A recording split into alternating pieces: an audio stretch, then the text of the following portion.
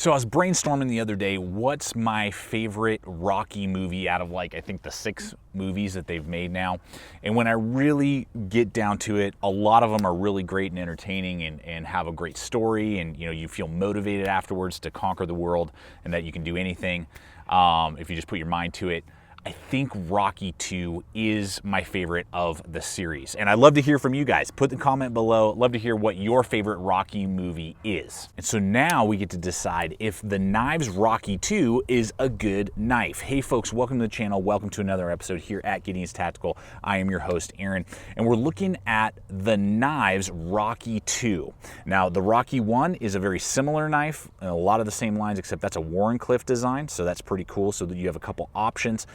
Saw this pop up on Blade HQ. I kind of heard that these knives were dropping, so I went over, I purchased one for 50 bucks. We'll have links in the description below over to Blade HQ. If they ever become available on Amazon, I'll offer those links as well. And when you guys use those hyperlinks, really helps me make videos just like this one, buy stuff just like this one to give you guys full, honest, comprehensive content. And what made me gravitate to this is that this ran in at about 50 bucks. We're looking at a design that just really connects with me. It's kind of that middle of the road, size range, lock back, good price point, lots of options. So we're going to rate this today compared to other pocket knives that kind of fall into the same category, similar price point, discuss all that, see if the Rocky 2 is really a good design for you to go with if you're looking for that kind of mid-weight pocket knife, or if there's just better stuff on the market, and if this company Nives is going to be worth looking at in the future for future designs. So guys, let's go ahead and break this knife down and see what it has to offer. All right, let's go ahead and hit the blade here, and I really want to discuss the D2 steel right out of the gate. I've heard a bunch of people on a lot of posts that I've been doing lately complaining that their Chinese D2 steel, which is what this is, made in China, is chipping out on them, or they're complaining about certain, I'll never buy another Chinese knife because of D2, and I'm not. Obviously, it happened to them. I don't know how it happened to them, but it did. So I have never had an issue with any, and I probably have about 6 or 7 Chinese-made D2 steel knives, or Taiwanese made. And I've never had any chipping or damage that would be unexpected for the use that I put those knives through. And so to test this one out, I did something really stupid you shouldn't do with any pocket knife. I literally just beat on a piece of wood for a little bit, because I don't know how else you could really chip it out unless you're hitting concrete or something like that, and then most steels are going to do it. So I did that. Didn't have any, chipping or, excessive damage at all. Just kind of dulled it slightly, which would happen with any pocket knife if you beat on it, on a piece of wood like I did. So just wanted to make a comment about that. Just wanted to touch on that for you guys.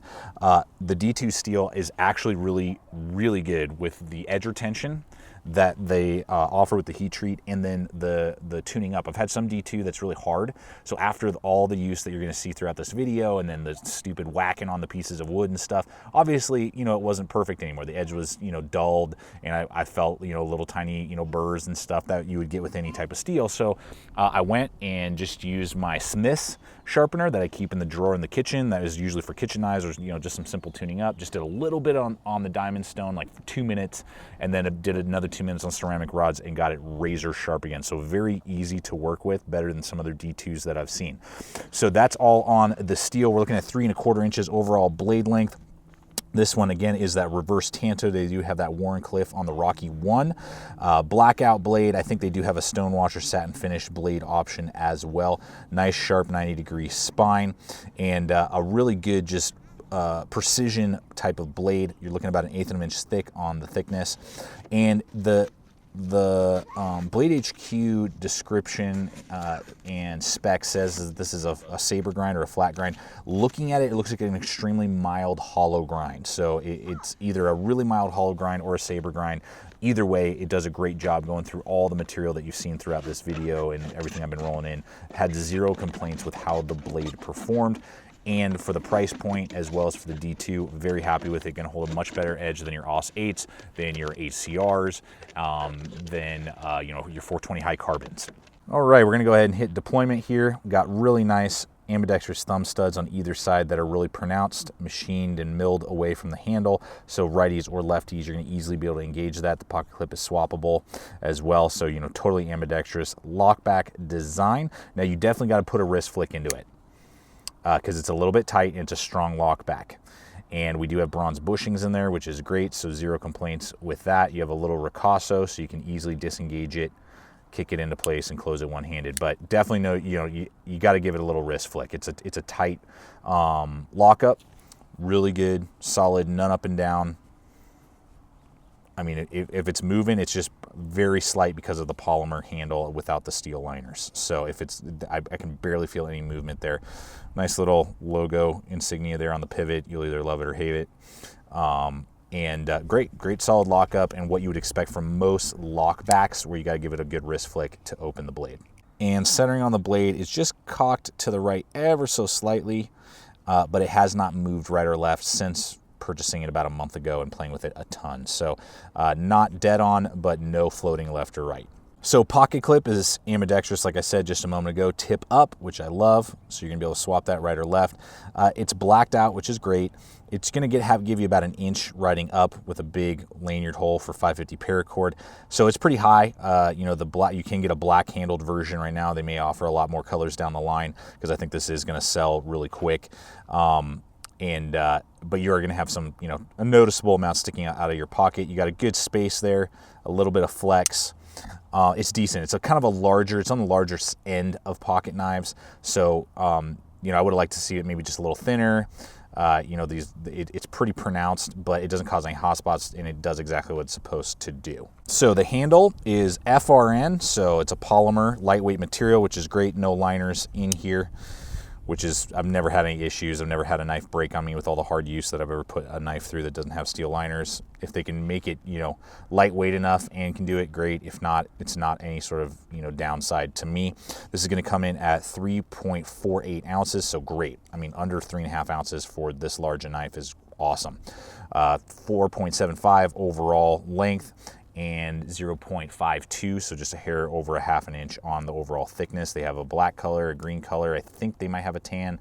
I'm sure they'll add more in the future. But really good, decent, no complaints at all with the ergonomics. You're gonna have a little bit more of a sweep than you would get with certain other knives out there. I wear large size gloves, as you guys know. We got some blocky jimping right up here with just a really mild thumb ramp. Good cut in right there. My fingers lock into place. Feels really good and comfortable, no hot spots, and just kind of sweeps naturally into your hand. The only thing I would note is that this cut in right here with the hump, compared to some of the other knives that we'll be looking at, depending on the size of your hand, if you had really large hands, your finger might end up wanting to ride right there on the hump. So that's just something to kind of be aware of. Again, I wear large size gloves and fits my hand perfectly. My wife has, I think she wears medium women's gloves, and her two fingers fit in here like that, and then she had a lot resting on the outside. But overall, guys, I mean, exactly what you would want in a lightweight lockback. Reminds me a lot of Spydercos and different knives like that. Your cold steels, and we're going to be running some in here in just a second. In the handle construction, these cutouts don't cause any hot spots, really milled well, doesn't feel blocky, and just really well and good contouring.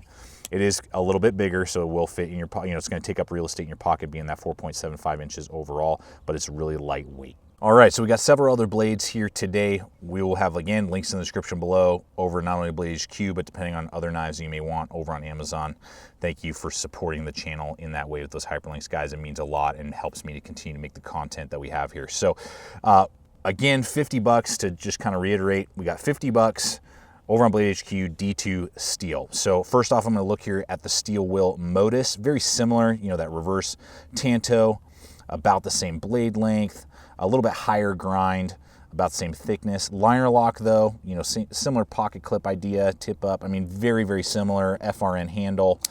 This guy's going to be about $42 to $45, so a little bit cheaper, but very competitive. You will get a little bit of a stronger lockup and a little bit of a stronger, or not stronger, but larger handle on the Nives Rocky 2 than you would on a Modus. Then very similar to a lot of Spydercos, just kind of in feel. But the cool thing is that if you have a Delica 4, but you're wanting to go a step up, but you don't really want to go to an Endura, or you're just wanting something different, in that price point, you know, a Delica 4 is going to run you between 50 and 60 bucks. VG10, the VG10 is a little bit more rust resistant, and I've found that these hold about the same edge. You know, you're getting a full flat grind, a little bit lighter weight, a little more compact with the Delica, but you're wanting kind of that in between. You just want something different, but similar vein of being built, you know, in the lock back, light polymer handle, you know, that type of stuff. Then that's where I think this Rocky 2 can really fit a niche. And then finally, the American Lawman. You know, this one's going to be about 90 bucks, and I believe they're going to S35 VN steel, still made in Taiwan, but USA made steel, which would be a way step up over D2. But you know, you're going to pay for that. You're going to pay 90 bucks, 100 bucks for something like that with this design. The triad locking mechanism is much stronger, but you are getting that high hollow grind, very similar blade shape. And this one will have a finger choil, positive, negative, depending on how you like to use your knives. But you know, you're going to pay $40 to $50 more, whereas the Nives is super similar. So if you have always been looking at like an American Lawman, maybe a Code 4 from Cold Steel, but you're like, man, I don't know if I want to spend the money, you know, or then this might be the right niche for you of still giving you good steel, good strong lock back, that same vein, but you're not having to pay out and shell out quite the money as you would on an American Lawman or a Code 4 or, you know, a Recon from Cold Steel. Well, folks, there you have it. I hope you have enjoyed and been entertained by this video. You know, I always want to help you guys out and make wise choices, but I want to give you entertainment, enjoyment. I don't know about you, Saturday morning, you know, I'm sitting there while I'm making breakfast, watching YouTube reviews and videos and stuff like that, and I'm sure I'm not alone in that. So I will always hope that this gives you good content. Again, if you haven't commented, comment below what your favorite Rocky movie is. I'd love to hear what the consensus is. Again, mine, number 2. And for me personally, guys, I think this is just a super solid blade. If you see what this has to offer throughout this video, it connected with you, regardless if it's the Rocky 1 with the Warncliffe, Rocky 2 with this reverse Tanto, both I think are gonna be awesome for around the $50 price point. I would highly recommend checking them out, particularly if you're in the market for those lockbacks, mid-weight size pocket knives. It should definitely be on your short list. So totally digging it. Hope this video has helped you guys out. Please subscribe, comment, like, share this video. If you're not a current subscriber, I invite you to become part of the GT family, throwing up stuff like this every single week. If you're a regular supporter of the channel through subscription, thank you so much. Hit that bell icon as well. If you haven't hit that bell icon, just helps to make sure that it's in your news feed when I throw up a new video, because we're doing videos like this every single week. And finally, guys, always remember, stay equipped, stay prepared, and we'll see you out there.